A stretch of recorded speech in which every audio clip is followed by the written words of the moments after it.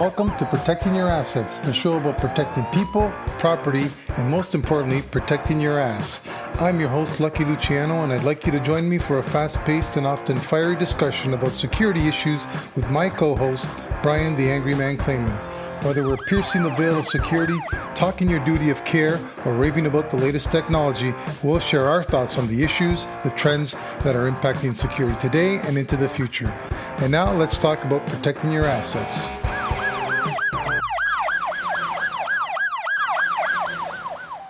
Hello, folks, and welcome to Protecting Your Assets. I'm Lucky Luciano, and with me, Brian the Angry Man Claman. We are on to Season 3, Episode 10. And today we're going to be looking into CPTED, but the reason for that is that, we've certainly noticed that there's an increased demand for it. It seems to be coming onto clients' radar a lot more often. So we thought it'd be a good time or a good opportunity to review it for our listeners, give you an idea of what it is, what all the buzz is about, and how it can serve your business better. We're going to get into what is the good, the bad, and the ugly for this week. And I don't think we got any shortage of material. Brian, how are you? Welcome to the show. Thanks, Luke. Nice to be back. Nice to be talking with you. I'm angry as ever. And I'll start off with my angry rant is what the hell is happening in Canadian policing? Yeah. We just buried 2 officers in Edmonton, and then in Quebec, the Sûreté Quebec lost an officer just the other day. It is just amazing. And what pisses me off really is I was talking to someone today who was asking what's happening. And they were talking about is a part of the mental health crisis. And I think there's a lot of things behind this, but I don't think this is the mental health issue. I think it's Canada's bail approach to bail. Yeah. And I know that a lot, I believe the Association of Chiefs of Police, Canadian and Ontario, are looking at a reverse onus whereby under the Liberal government, they had changed the rules a little bit or the policy so that, it was up to the Crown to convince a judge why this person shouldn't get bail.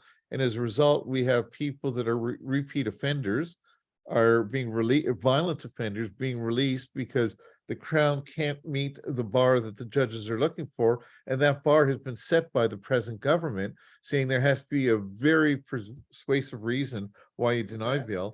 But I think there comes a time where you have to say, listen, this is the second or third or fourth time this person has been arrested in the same charges. Now, talk about charges in relation to crimes against the person, not shoplifting, not fraud, but serious crimes like domestic abuse, assault, attempt murder. If you look at some of the recent police shootings, the OPP officer that was killed December 27th, the guy that it was a man and woman, a couple, he was out on actually a failure to appear on multiple bail violations. And in most cases, that's what we're seeing. So reverse onus would basically say that you've been arrested, Mr. Cedrone, for the 3rd time for aggravated assault against your wife, okay?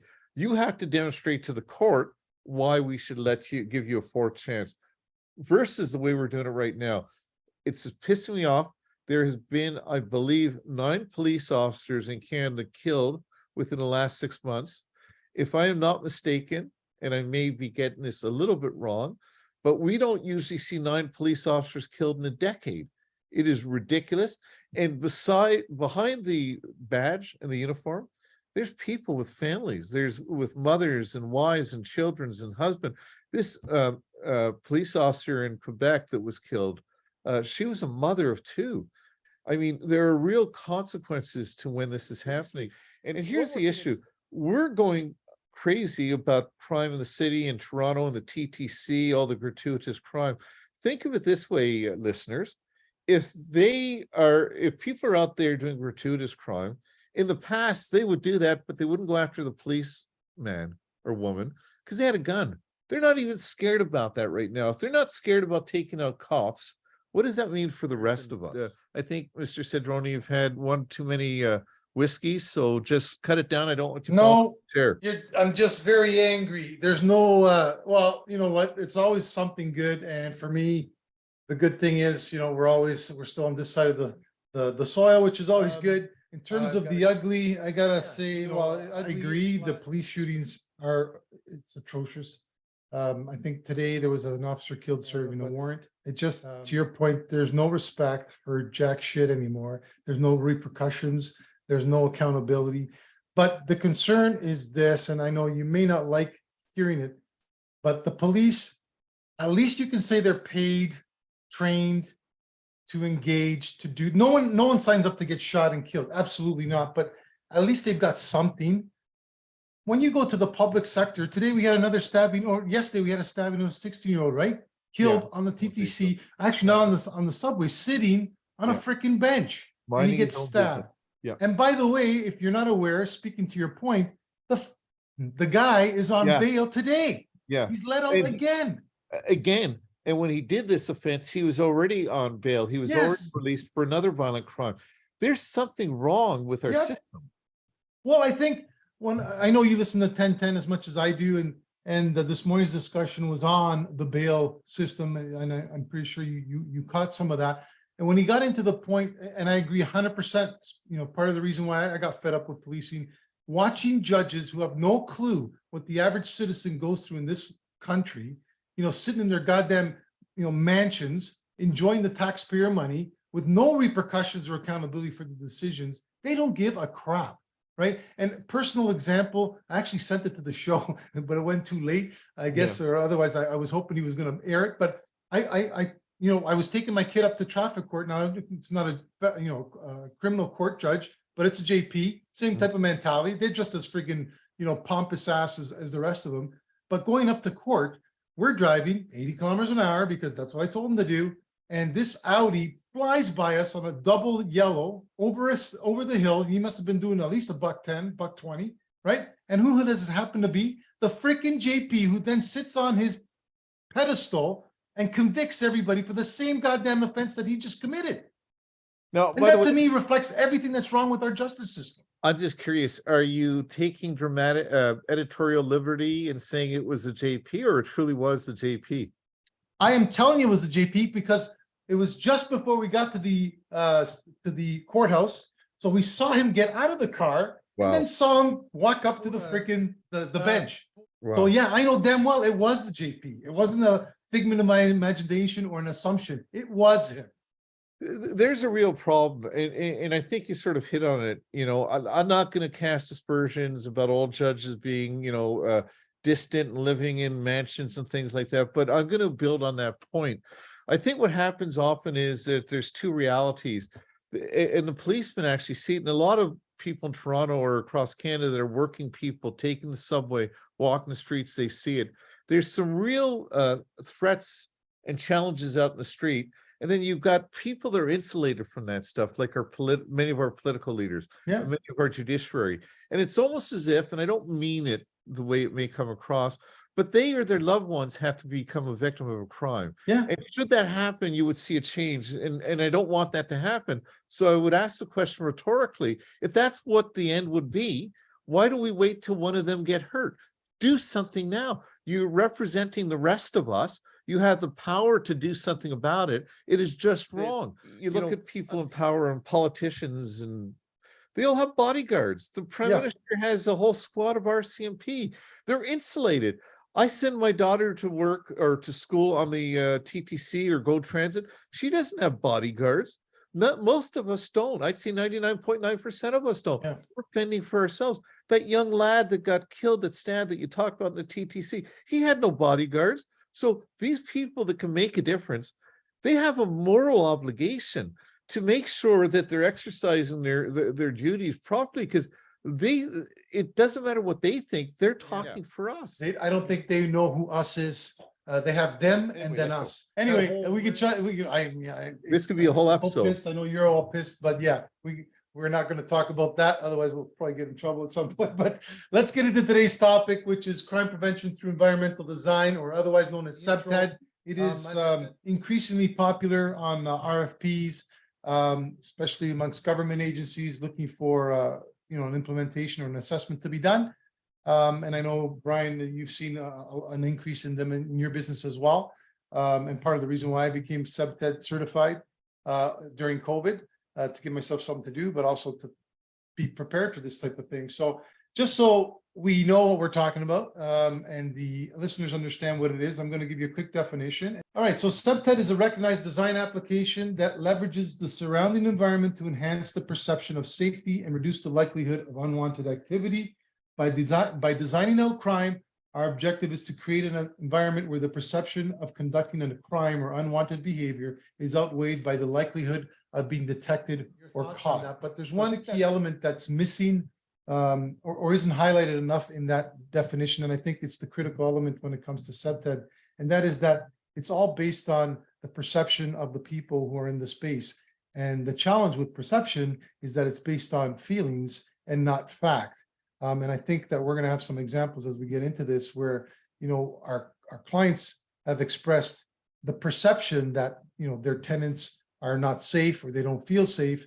But when we do the examination or an assessment, clearly they're not as dangerous as you would think they are. That's really what CPTED is focused on, changing that perception to a positive one. So I'm going to turn over to you, Brian, for some opening comments on that. Yeah, well, I agree about your point on perception. Perception is reality, and it's really important. It doesn't matter it does matter what the data suggests.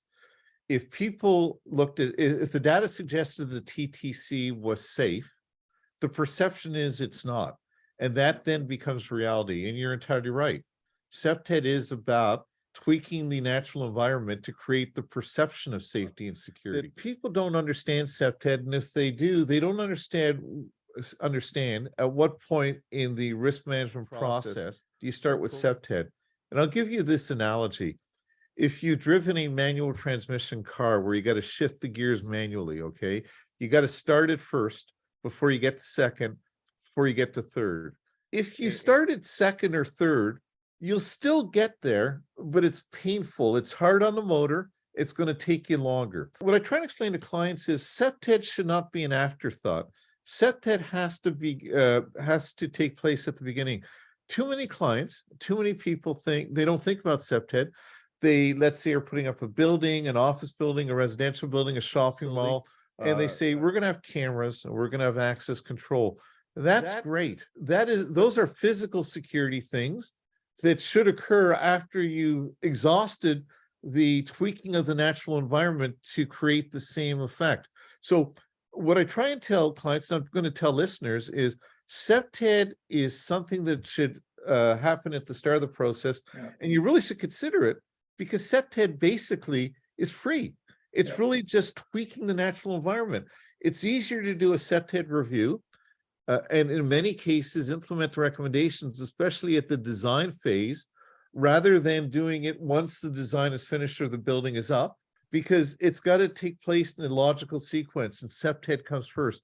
And regrettably, that doesn't happen often enough. For sure. And what we're going to do is going to go through the elements of CPTED so people understand, get a better understanding of what it entails. And I think it'll become a lot clearer as to the elements that make it basically a cost-effective security solution, or safety solution, whatever you want, security, safety. At the end of the day, it makes people feel safer, and they are safer if you adopt these principles, because it makes the area cleaner, nicer, vibrant, et cetera, and we'll get into that now with the CPTED 5 principles. So I'm going to just lay out the 5 principles, and then we'll get into the first one, and we'll go into the others after that. The 5 principles for CPTED deployment are natural surveillance, creating a space where you can see things, natural access control to reinforce ownership, territorial reinforcement, maintaining the property, making sure it looks good, and then social management.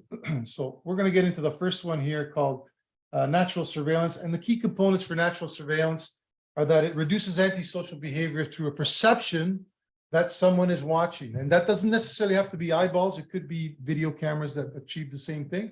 But in the case of CPTED, we really try to make people become that visual eyes on the street, as they call it in the environment discipline. The objective is to create clear sight lines from wherever you are to wherever you want to see. People are comfortable in the areas where they can be seen clearly and be seen. So what does that mean?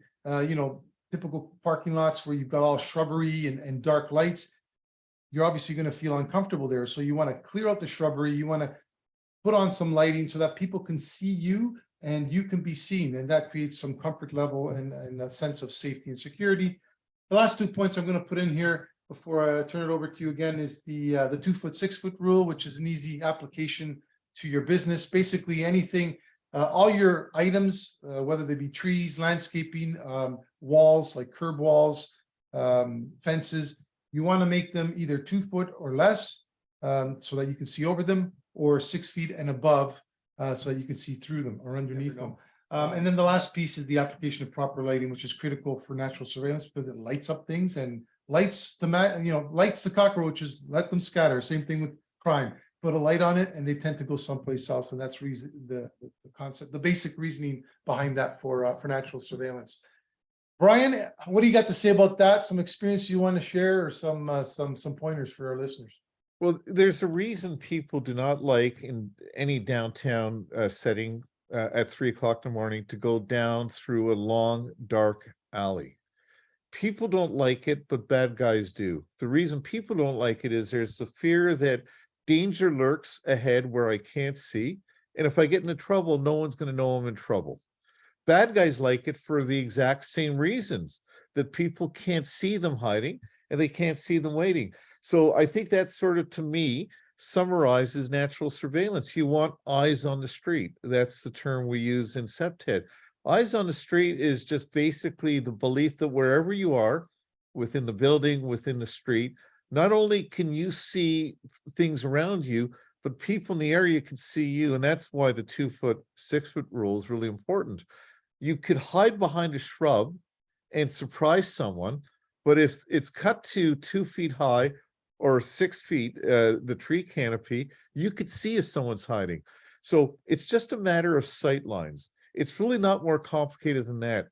We have a client we're doing some work for right now, a commercial office tower in the downtown core, and they've got a problem with bad guys. A lot of people, mental health issues, homelessness, drug users. It's near a safe injection site. And they've got a lot of their corridors that are long, winding corridors that are very uninviting. They look decrepit, and there's a lot of shadows or dark areas where you can do your dirty deeds without being seen. What we explain to them is if we just tweak the environment by creating some lighting, by cleaning it up, and I don't get ahead of myself when I talk about the cleaning piece or the maintenance piece, and just rejigging some of the blind corners, it's going to eliminate the problems that are currently occurring. And that's a suggestion we made to this client. We've actually done it with other clients in the past, and you can demonstrate by looking at the crime stats and the disorder stats, there's a marked decrease. And they didn't have to spend thousands of dollars on guards or technologies. They just tweaked the natural environment. And when I say natural environment, it's not just outdoors in the trees and the hills and the parkland, but it's the natural environment inside our buildings. It's the way things flow in the buildings. Yeah, I mean, you just think about it to bring it to a personal level. How many times, your wife probably comes downstairs and sees your office or your rec room and says, this place looks dreadful. And what's the first thing they say? Put on a fresh coat of paint. They don't say go buy a new house, right? Just put in a fresh coat of paint. That changes the perception right away. It gives it a whole new feel, change the color. And that's really what CPTED's about on a bigger scale, externally to the property, but that's the mentality behind it. All right, moving on to territorial reinforcement. Basically telling people where your property starts and the public property starts, or the dividing line between the two. And then letting them know through the use of landscaping, signage, or wayfaring that, what they can do on your property. It's your property, so you have to identify it. It could be a fence, it could be a sign. It communicates expectations, rules, and usage. So, when you go to a park, it typically says what's expected. Dogs have to be on a leash, no smoking, so it lays out what the expectations are once you cross over into their space, their territory. They're telling you. That's how you reinforce the ownership of that property. And it uses transition zones to delineate between public, private, and semi-private space. So what does that mean? It's just a fancy way of saying, people know just by the structure of the landscaping, the sidewalk typically tells people this is public space, and everyone knows when they're on a sidewalk, almost always it's public space. But and then when you go to someone's home, that sidewalk changes from concrete to probably cobblestone or some fancy concrete, that kind of thing. That's a signal to you that they are saying, this is my space. Now you're entering private space. And then they can start telling you what the expectations are once you enter that space. Right? I had the opportunity years ago to go to a U.S. military installation. It was the Strategic Air Command base. And as you get there, you're in an area which is not open to the public. There was signs, especially the one that got me is that trespassers may be lethal force is authorized. So that gets my attention. It's America. It's America. But the interesting thing is, when you get towards the fence line, clearly you know where the perimeter is. Clearly, because of the physical barrier where you're allowed to be and where you're not allowed to be, and also the barking guard dogs inside that perimeter reinforce that. But you don't need that. That's not practical. You can't do that in your apartment building. You can't do that in your shopping concourse or commercial real estate. We had a client where they had it was a residential cluster of buildings, apartment buildings, and in the center of the courtyard, there was a playground. It was a very nice playground, but they were in an area where there was a lot of drug activity going on, people using, people selling. And this playground was newly installed, cost them tens of thousands of dollars. And it was just there in the middle of the courtyard. And every day or every morning when they would do the maintenance around the building, they'd find in the playground area, right under the swings in the whole general area there, they'd spent needles, condoms, empty alcohol bottles, and they were beside themselves and they didn't know what to do. And I talked about the CPTED principle of territorial reinforcement. I talked about fences and I talked about shrubbery. And they looked at me and they said, this is a playground. We're not going to put up fences and barbed wire and dogs.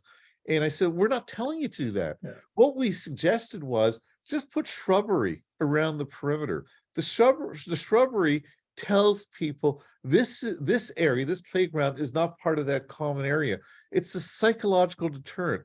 Well, months later, when we revisited, the number of used condoms and empty bottles and needles was dramatically eliminated. And not because we physically stopped the people that were using it illegally over the night during the overnight periods, but we made we put a stake in the ground. And we said, this is not part of that. And even the bad guys recognized, okay, we'll do our needle work and our drug work. We'll just go over there because we realize that we shouldn't be there where the kids are the next day. It's as simple as that. It's just tweaking the environment. And quite honestly, they were thinking about putting in high pressured sodium lights. They were thinking about cameras with motion detection. It was looking at $20,000-$30,000. They spent about $600 in shrubbery, and they took care of the problem. Yeah, I think one of the things I find interesting when we do these types of projects is that often clients come in thinking, it's going to be big money, or it's going to be overly secure, like a security vibe to it with all the cameras and the guards and all that kind. And the reality is, when you talk about CPTED, it really is based on using the environment as it exists, redesigning some of those elements. But even when you got to go to something like a fence, we're not talking about iron fences like the 1970s, 7 feet tall with barbed wire on top. There's some really nice looking fences that are CPTED compliant in the sense that you can see through these fences. It still provides visibility and an added layer of protection. So there's a lot of options out there for people who are thinking about doing CPTED or implementing CPTED, and don't presume that it's going to be a militaristic type of an approach. If that's what it is, I think you're talking to the wrong CPTED professional, actually. I would agree. And again, I just can't reemphasize how important it is that CPTED helps anytime during the life cycle of a property. But it's ideally you want to do it pre-design, because that's where it's the most cost-effective and easiest to implement. But if you forgot, or you may be managing as a property manager a building that's 30 years old, I mean, it's too late. Pre-design is too late, but it's never too late to start tweaking that environment. There's a lot of simple things you can do. And I would also encourage you that if you're doing any sort of redevelopment, one of the first things you should look at is engage a CPTED practitioner, such as the type that work at my firm, and have them do a review and tell you what your options are before you finalize that design. Okay, let's move on to natural access control. And this is basically controlling access through design and architecture for the facility. When they talk about a celebratory entrance, it really means attracting people to that point of that you want them all to congregate or you want to drive traffic to. And it highlights defined transition points to control access. A good example of this, to put it in about as simple terms as we can, is I think of a golf course, right?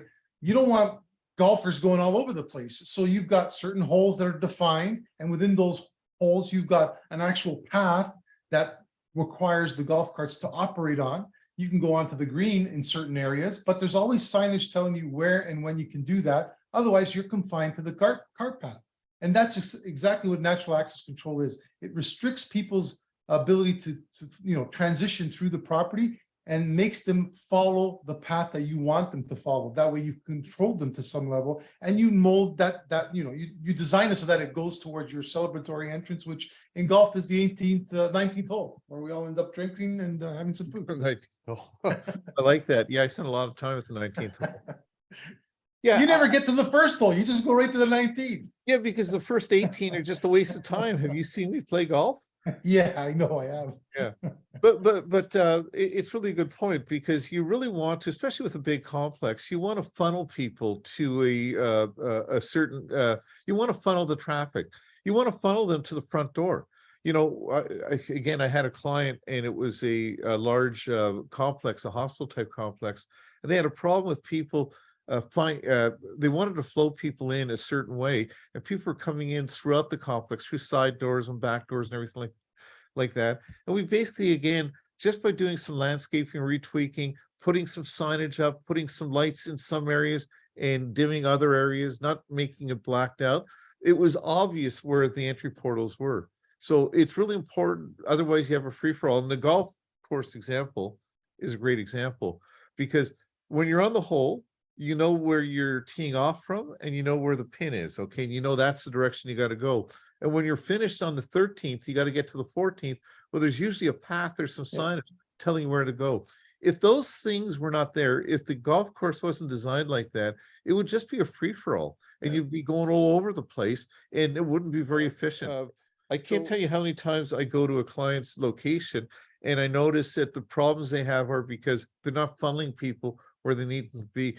When I was downtown working in the commercial real estate sphere, we had a lot of those office towers will have dozens and dozens and dozens of entry portals, and they got people coming in from all over the place.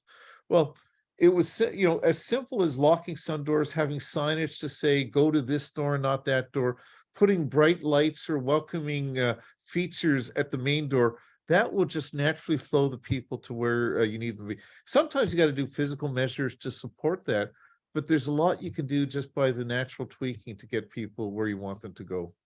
Yeah, and I think an important addition to that is the need for an independent set of eyes. You work that problem. We've talked about this before. You cross the street and you view your building totally different. Sometimes the same way. You walk through your building, your facility, day in and day out. You may become complacent. You may not see things the way a third party, like Brian's team, can come in and take an independent review, make an independent review, and look at things from a whole new perspective that gives you a fresh set of eyes to say, hey, that actually makes sense. Maybe we should do that. We didn't see that. We didn't anticipate that. And, you build a better future for the facility, and a safer and secure one anyway. Yeah, I mean, you got that second set of eyes is so great. I mean, I was telling my wife last time we were dancing at a wedding, what a great dancer I am. And she said, yeah, but you've never seen yourself. So the image I had is not the image I was projecting. And that second set of eyes was to the point, told me what I needed to do, and I haven't danced since. Thank God. All right, let's keep it moving to our fourth point, which is often overlooked because it does cost money in this case, or can cost money, because somebody's got to do the cleanup. You've got a great facility, it's nice and shiny, you've got great visibility, and then over time you start to cut back on cleaning costs and let the shrubs grow a little more, and all of a sudden that visibility starts to get obstructed, things fall apart. So maintenance is a key component of CPTED, often overlooked, but it is important, and it's critical to continuing to maintain that safe and secure space. It's all filtered or based on that broken window theory, right? You found one broken window and it attracts further activity, unwanted or criminal activity. So you want to fix that window as quickly as possible. It also provides or conveys to would-be unauthorized users, as they like to say, pride and ownership. It shows them that, hey, somebody's around here. Someone's keeping this place clean. Somebody's keeping it all up to snuff. So I don't want to do anything here because I'll probably get caught. Yeah. It allows use of space for the intended purpose as an additional expression of ownership. So what does that mean? How many times do you go to, transit systems are notorious for, or parks are even worse, right? You go to a park that's well known, it's got a little corner that's off to the side, it's got a bench that was put there years ago, shrubbery's been allowed to grow around it. So now it's a nice little concealed area where kids hang out and do drugs or have sex or whatever it is that they want to do. That's a perfect example of not what it was intended for, but it's become that because it hasn't been properly maintained. So maintenance can help bring that back. Cut back the shrubs, put a light there, shine it up, and that activity should start to go away.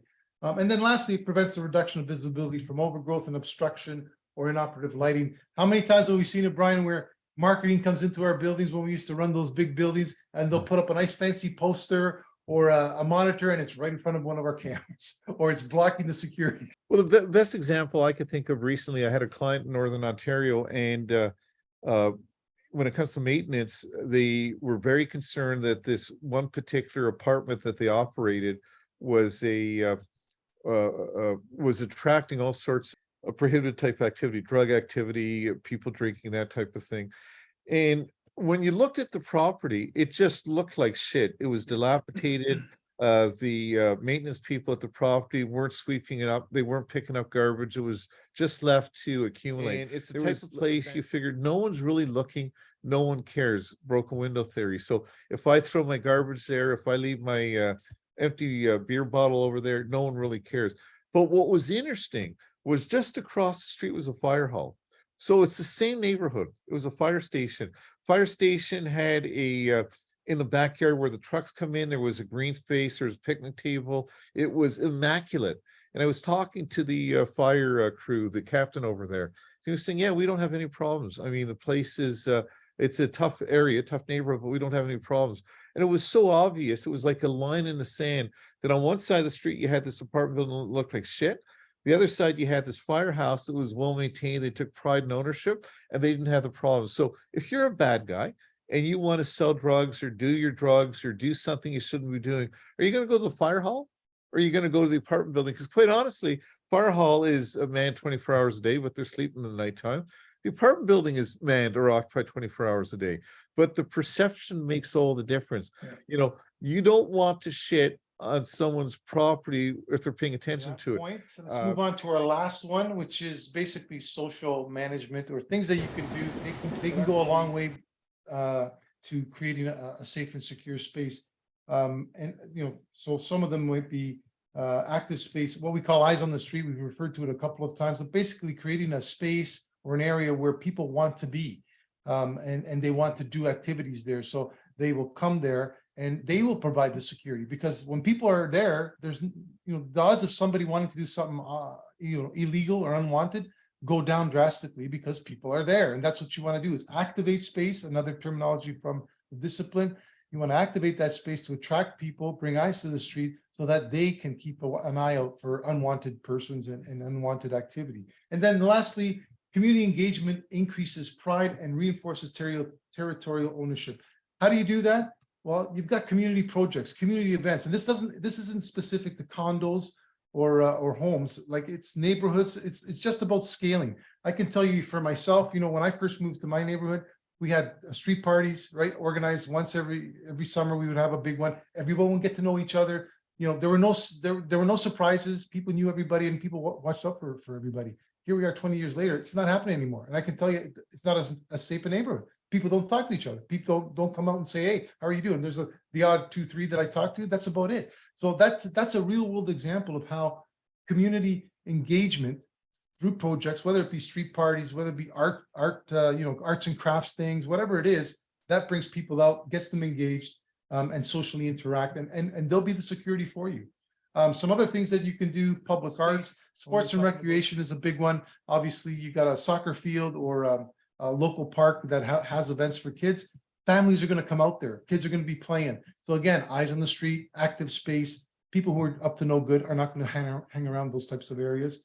And then lastly, educational activities, which you can also implement as well, right? Lunch and learns, bring people out, learn how to bake, learn how to knit, learn how to paint, whatever it is you want them to do. Just get the people, the local community involved. And just to finish off before I hand it off to you, Brian, when you were talking earlier, it just brought me back to one of the projects we did where when you went into a building where these types of things were happening, you felt it. Like as soon as you walked in there was color in the lobbies. There was, usually plants that were being watered, well kept. There was a community room that you could tell was being used to play, watch movies or play checkers or chess.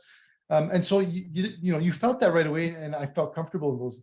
But then there were others, like, we talked about some of them where, honest to God, it was like going into an old insane asylum. Just long, dreary, white, hallways with holes in them, left unfixed, unmaintained. Going back to what we've talked about, 90-degree turns with no visibility to what was around the next corner, broken down doors that were boarded up and left that way. Like, it was atrocious. And that to me is a clear example again of how CPTED works. In that building, the second example, there's no way I would expect anybody to feel safe and secure. But the first example, man, was that a total like 180-degree feeling for some comfort. Well, I know that project you're talking about, and it was a big project. We did it for a government client, and there were multiple properties, I think 30 or 40. It was a large project, took us a long time to do. And we put a whole bunch of recommendations together, included technology and access control alarms and things like that. But the number one strategic recommendation that we made was implement CPTED into the operations of the portfolio. And just by doing that, we'll have a real, tangible, quantifiable effect in the near term. Because reality is budgets are tight. People don't have the money to put in thousands of cameras and hire security teams and all that stuff. So we, as a team, as a project team, we said, where are we going to get the biggest bang for our dollars? What is realistic that the client would accept? And it was really CPTED based. Public art really can work from a municipality level or from a property level. It's as simple as if you've got a trash container or an outlying building, let's say where the garbage is kept or the lawn stuff is kept, and it's being tagged with graffiti all the time. Have a competition with the kids in the neighborhood to do murals on that, okay? To make it look like someone cares. And really, it's a form of tagging, but it's an organized form of tagging. Yeah. It really tells the people, this is not a blank canvas for you. There's purpose-built art around here. So when we talk about art, we're not talking about Rembrandts and Picassos.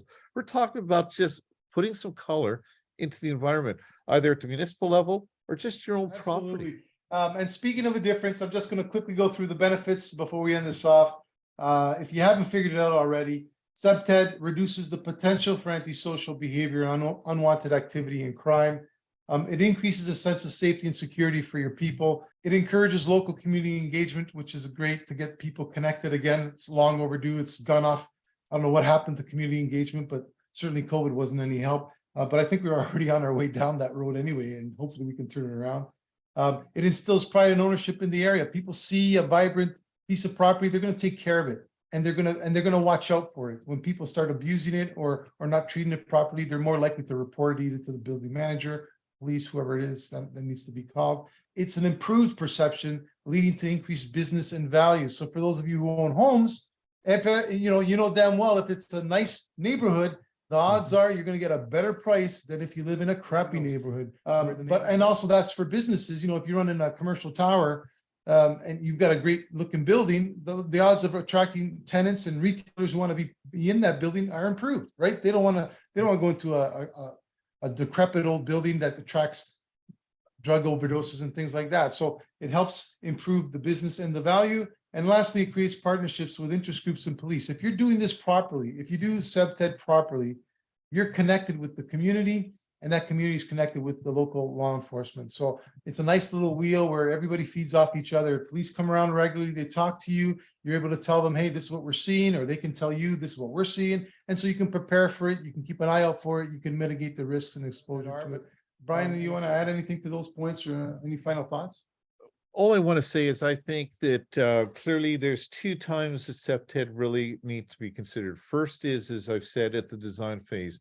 And really, I think as you're putting your project team together to design a new building or a major retrofit, you really need to reach out to a qualified consultant to help you do a CPTED review, to look at the plans at different phases of the development, at the 30% phase, at the 60% phase, the 90% phase, and really put down, critique those plans and make recommendations about lighting, about sight lines, about landscaping. And I would encourage anyone, as part of their security vulnerability reviews that you should be conducting on a regular basis, you should call a organization like ours in to come in to do a CPTED review. And we're going to look at your property, we're going to look at your operations, and we're going to look at where the opportunities are. And we're going to give you a report that says, this is easy, low-hanging fruit. This is a bit more complicated. This is strategic that you got to plan for over time. But CPTED should not be overlooked. It should be part of that overall risk management strategy any organization has when it comes to security and protection of assets. So to Brian's point, give them a call. They do an excellent job, if I say so myself. And I couldn't agree with you more. Yeah, it's a good program, and I think you'll be impressed with what they give you. So if you're thinking about it, give BCA a call and have a chat and see what they can do for you. And with that, I'm going to sign off. We're off to episode number 11 next. I think we're trying to get a guest speaker, but we haven't confirmed that yet. So we'll talk to you then. Bye, everyone. Be safe. That concludes this podcast. We hope you enjoyed listening and will join us in a couple of weeks for our latest episode. Please remember to like and follow us on our sponsor's webpage, brianclaman.com, where you can leave us your comments and suggest topics you'd like to hear about in future episodes. Until next time, thanks for listening, and don't forget to protect your assets.